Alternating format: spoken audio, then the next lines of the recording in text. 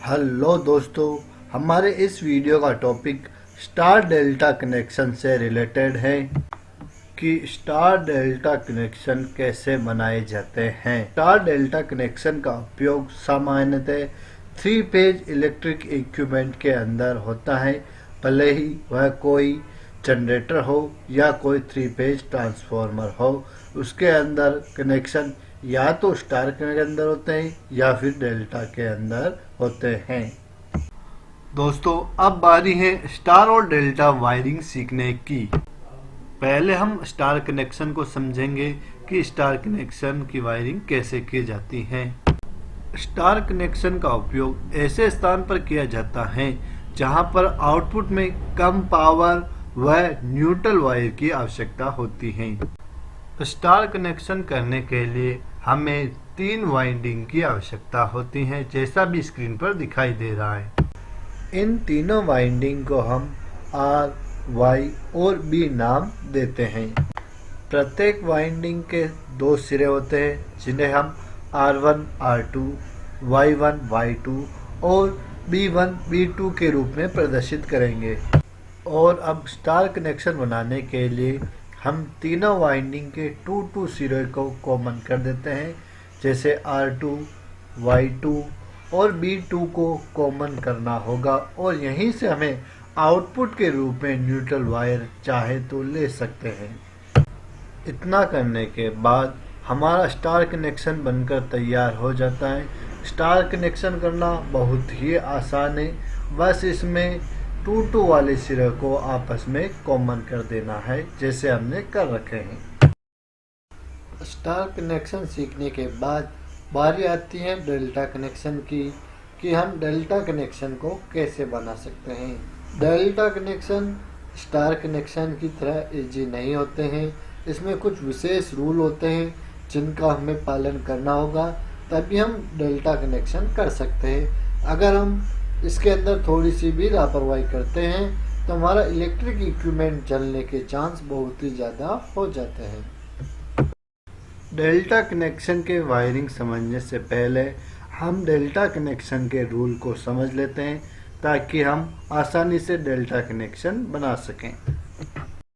Delta connection का first rule कहता है कि प्रत्येक फेज 2 अलग अलग वाइंडिंग में जाना चाहिए, जैसा कि आपको स्क्रीन में दिखाई दे रहा होगा। जैसे आर फेज की बात करें तो आर फेज आर वाइंडिंग और बी वाइंडिंग के अंदर जा रहा है। वाई फेज की बात करें तो वाई फेज आर वाइंडिंग और वाई वाइंडिंग के अंदर जा रहा है।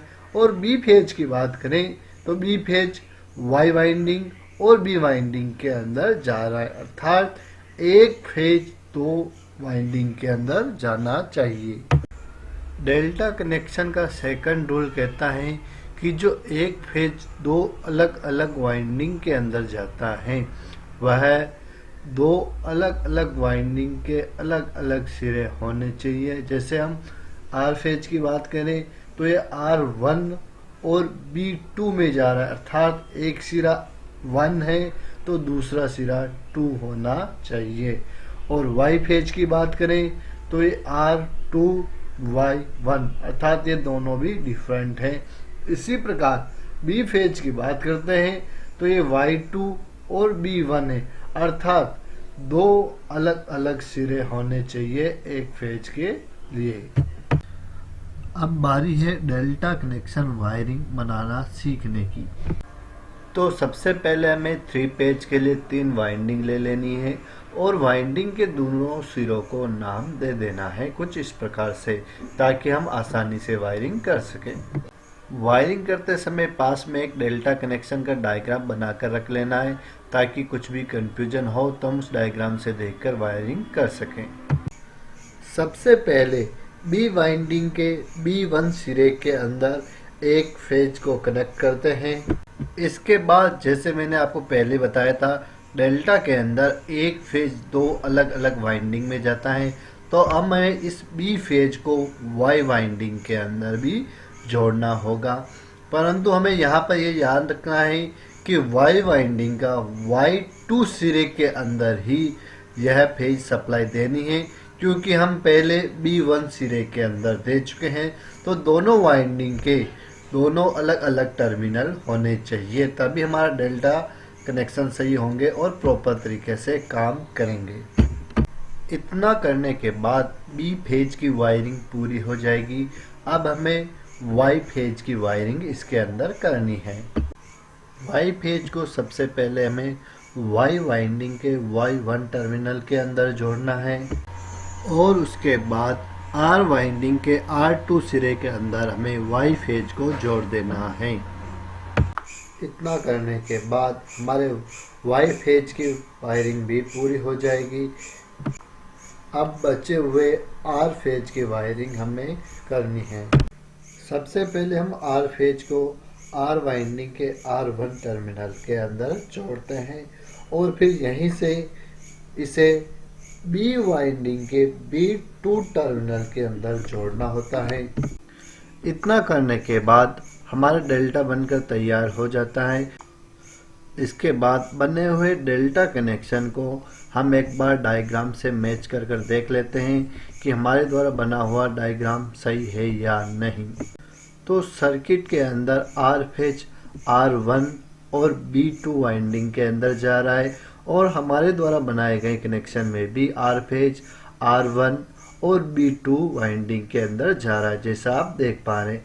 अर्थात हमारे आर फेज की वायरिंग एकदम करेक्ट है। इसके बाद हम वाई फेज को चेक करें तो वाई फेज Y1 और R2 के अंदर जाना चाहिए और हमारे द्वारा बनाए हुए वायरिंग के अंदर भी वाई फेज Y1 और R2 के अंदर जा रहा है।